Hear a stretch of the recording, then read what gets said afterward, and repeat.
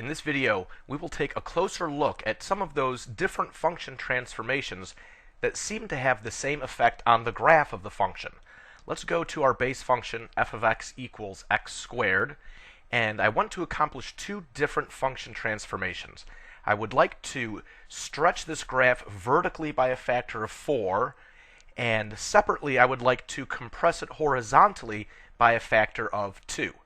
Let's look at the graph of our base function, this parabola that we would expect. Now our first transformation we want to do stretch vertically by a factor of 4. So hopefully we remember that if we are trying to stretch the graph vertically, it means that we are multiplying some constant to the function.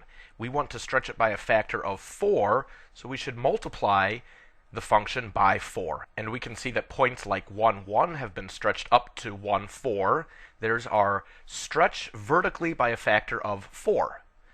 Now our other transformation is to condense it, compress it horizontally by a factor of 2. Hopefully we remember that this sort of a change is applied directly to the variable inside the function. And if we want to squeeze it closer to the y-axis, we need to use a number that is greater than 1. If we want to make it half of its size, or condense it, squeeze it by a factor of 2, we go to the variable x and multiply it by 2. And here is the result of that graph. So we can see that we have the same result if we think we're going to condense it by a factor of 2 horizontally, or if we say we're going to stretch it vertically by a factor of 4. We come up with the identical transformed graph. We can see why this works algebraically. Stretching vertically by a factor of 4, so we're multiplying x squared by 4, and when we compress horizontally, we're multiplying the variable by 2, and if we simplify this expression, 2x times 2x equals 4x squared. So we see algebraically the same expression, and that's why we have the exact same transformed graphs. Now this situation definitely does not apply to most functions. We see some similar transformations when we're looking at the basic simple base functions, but if we were to take an example like this polynomial, fifth degree polynomial, and looking at the graph, it's an interesting graph here, but can you see how we would be able to tell the difference with this graph between stretching vertically and condensing horizontally?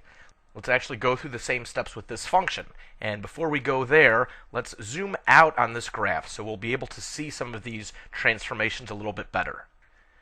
Stretch vertically by a factor of 4, and we know this means we're multiplying 4 to our function. So with this polynomial function, we need to multiply every term by 4.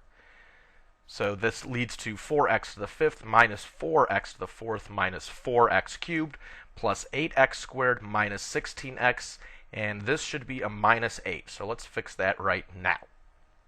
Now let's take a look at the graph of this new function, and we can hopefully see this vertical stretch by a factor of 4. Points vertically are now 4 times larger than they were. They're 4 times more positive and 4 times more negative, so we're stretching this graph away from the x-axis by a factor of 4. And here's that base function, and here's the stretched out function.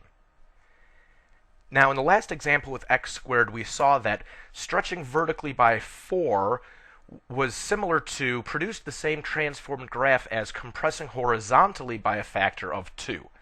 Well, when we do that in this function, we're putting a 2 times each x that we see. So each of these x's is now a 2x in parentheses with the exponent outside. So each of these terms would now be 32x to the 5th minus 16x to the 4th minus 8x cubed, because the coefficient 2 is multiplied repeatedly by this exponent. Here, 2x squared would be 4x squared, but we still have this coefficient of 2 to give us 8x squared. Same deal here, negative 4 times 2x would give us the negative 8x, and the constant stays the same, negative 2. So we can see that algebraically we have very different results, and definitely the graphs will also look different. Here is the base function, and here it is after that horizontal compress by a factor of 2, cutting it into half of its size, squeezing it more toward the y-axis. So a very different looking transformation compared to stretching it vertically by a factor of 4 And then when we look at squeezing it closer to the y-axis, condensing it horizontally by a factor of 2. Now let's look at a couple of examples from transformations we did on the reciprocal function, the base function 1 over x. If we would like to again stretch vertically by a factor of 4, we know multiply 4 to our function. 4 times 1 over x would equal 4 over x. And let's take a look at the graph of the base function 1 over x, and now 4 over x. And we see our points growing vertically, being stretched vertically from 1 to 4 and negative 1 down to negative 4. What horizontal transformation would we do to try to match this green graph? Stretching it horizontally, it looks like now it's actually do stretch it. Don't do a horizontal compress, but do a horizontal stretch if we want to produce this same transformed graph. And it even looks like by a factor of 4. So stretching horizontally by a factor of 4, we know this is multiplying a constant directly to the variable, but we also, from the last example, said if we wanted to squeeze it, we multiplied by a factor of 2. So if we want to stretch, it's not multiplied by 4, it's by the reciprocal. We need to multiply the variable by 1/4. So here's the expression when we multiply the variable x by 1/4, and let's do a little algebraic simplifying. 1/4 x is x over 4. So however we choose to simplify this complex fraction, or if you just say, well, 1 over means reciprocal, however you do it, we'll get to 4 over x, algebraically the same as what we have over here. So let's just confirm that with the graphs. If we make a graph of 1 over 1/4 x, the exact same transformed graph as what we saw with 4 over x, because algebraically they are the same expression. Now we've seen a couple of examples where different function transformations had the same result on the graph of the function. We saw that with some changes to our base functions.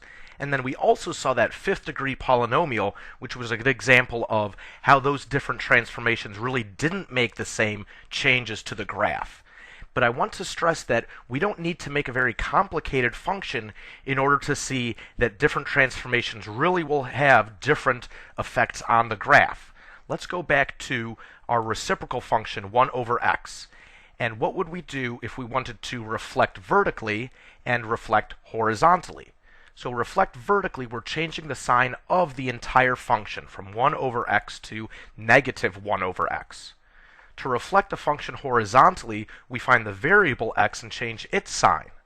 Now with this particular reciprocal function, we can see that those two moves are algebraically the same. They both lead to a fraction 1 over x, which is negative. Let's take a quick look at those graphs. The base function 1 over x. Here's the entire function negative 1 over x, and the function 1 over negative x. We see algebraically they're the same, so of course the green and the blue are producing the exact same graph. But what if we make just a slight change to the reciprocal function and make it 1 over x minus 1? Now when we go to reflect vertically, we're still putting a negative sign in front of the entire function, negative 1 over x minus 1. And when we reflect horizontally, we're still finding the variable x and just changing its sign. So 1 over negative x minus 1. Now let's take a look at this set of 3 graphs. First, here's 1 over x minus 1. Now let's reflect it vertically, reflect it about the x-axis. We make the entire function negative. So here is negative 1 over x minus 1. And we can see that the branch that was above the x-axis has now been flipped below, and the one that was below is now flipped up. We have a reflection about this x-axis. Now let's look at the graph where we reflect horizontally about the y-axis.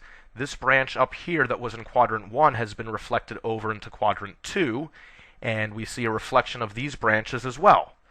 So the different reflections now do not have the same appearance at all, and the only change is that we're looking at a base function of 1 over x minus 1 instead of 1 over x. Here we see the horizontal reflection about the y-axis. Here we see both of those reflections on the same graph, definitely appearing very different.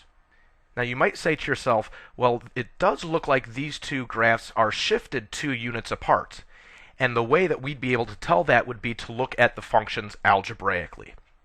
If I go to this expression of the horizontally reflected function, and in the denominator I factor out the negative sign, it would lead us to this negative 1 over x plus 1. And comparing that with our reflected vertically function, we could see that there is a difference in the horizontal shift. One is shifted 1 unit to the right, the other is shifted 1 unit to the left, so there is a difference of 2 units, exactly what we saw in the graph. So there's a lot to explore in terms of how different transformations can have similar results, but understand that when those things happen, we should be able to clearly see it in the algebraic form of these functions.